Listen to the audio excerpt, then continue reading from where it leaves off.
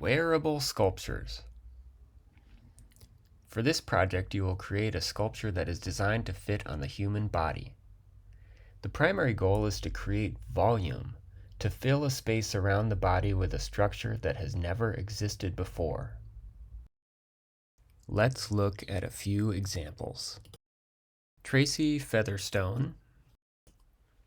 Her work is playful and fun, but also at times somewhat cage-like. I appreciate the way that she creates so much volume with the thin strips of material. Perhaps a bit like this guy.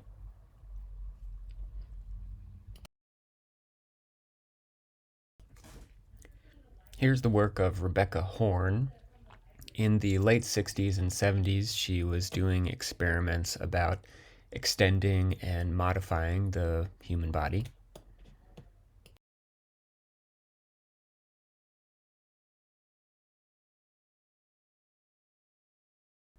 There's Nick Cave dancing with one of his sound suits. He uses a wide variety of materials and a wide variety of forms.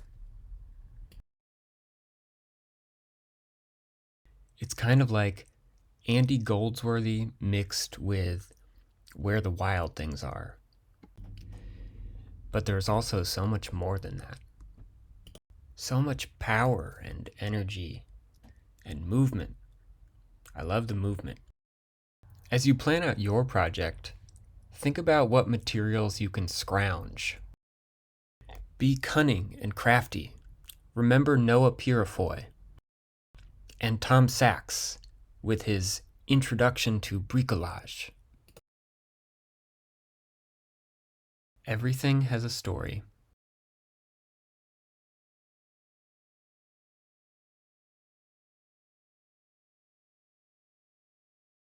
Okay, so here is a floppy cardboard construction that quickly got out of control. You can see here I've flipped it upside down. I discovered that, like many of the things that I make, it actually looks better when it's flipped upside down. And so I'm just trying to figure out what's happening. And then you can see I'm grabbing a giant clamp that I inherited from my grandfather. So now we have a combination of this kind of neutral, humble material and then this one particular object that has significant resonance. Okay, there is an important distinction I want to make. It is tempting to follow the road that has already been paved. In this case, the road is the human form. You need to make your own road. That's one more reason why I love Nick Cave.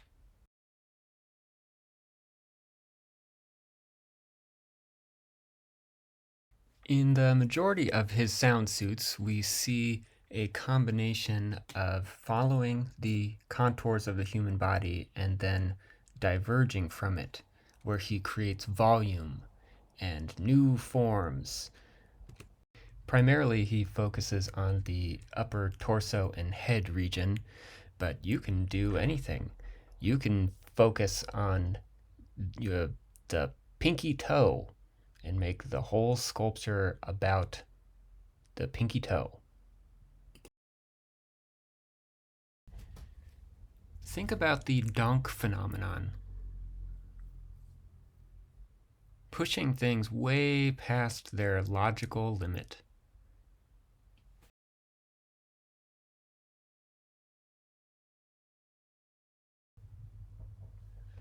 Okay, so now back to that idea of following your own road.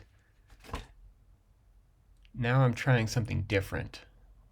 Instead of just applying the post-it notes to my arm, I'm making a new structure.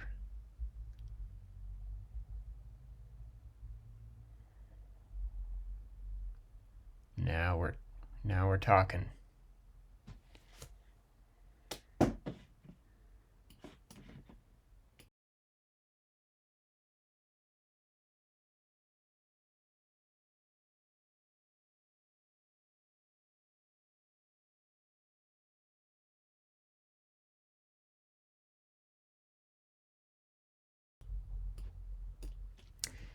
And now that we've sorted out the Post-it note project, I'm just revisiting the cardboard box project.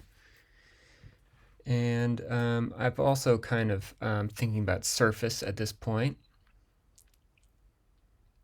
You can see I'm applying eggshells by candlelight.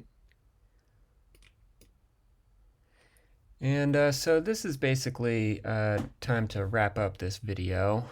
There's probably a lot more I could say, but it's getting dark outside, and that's just how it's going to be.